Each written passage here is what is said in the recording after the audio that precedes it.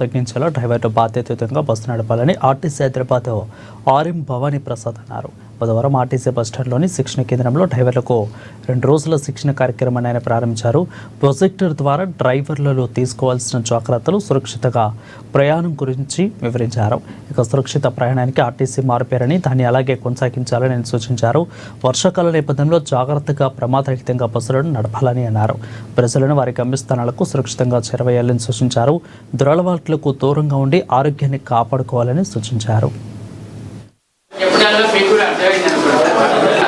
కొంతమంది వేల మంది ఆదిలాబాద్ రీజన్లో డ్రైవర్లు, ఆర్టీసీ డ్రైవర్ సోదరులందరికీ శిక్షణ కార్యక్రమాలు జరపబడుతున్నాయి 2 రోజులు బట్టి. ఇందులో ముఖ్య భాగంగా ఆర్టీసీ ప్రజా రవాణా సంస్థ ప్రయాణికుల్ని, వారి కుటుంబాలని, ప్రయాణికులందరినీ క్షేమంగా గమ్యం చేర్చే బాధ్యత ఆర్టీసీ డ్రైవర్ల మీద ఉంది.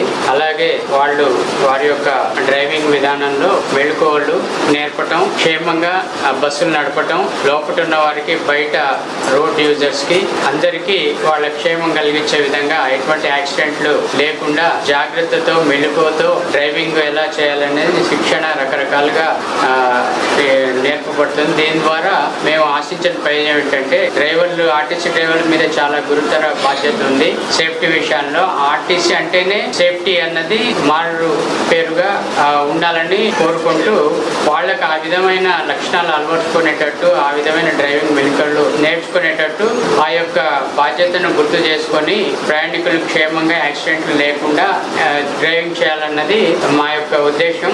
దీనివల్ల చాలా సమాజంలో చాలా కుటుంబాలు, యాక్సిడెంట్ అయిన వాళ్ళ కుటుంబాలు చాలా దెబ్బతిని రోడ్డు మీద పడే పరిస్థితి వస్తుంది. వాటి కంపెన్సేషన్ అని అదే కోట్లలో ఆర్టీసీలు పే చేయాల్సి వస్తుంది. అన్ని విధాల నష్ట నివారణని తగ్గించే బాధ్యత డ్రైవర్ల మీద ఉంది.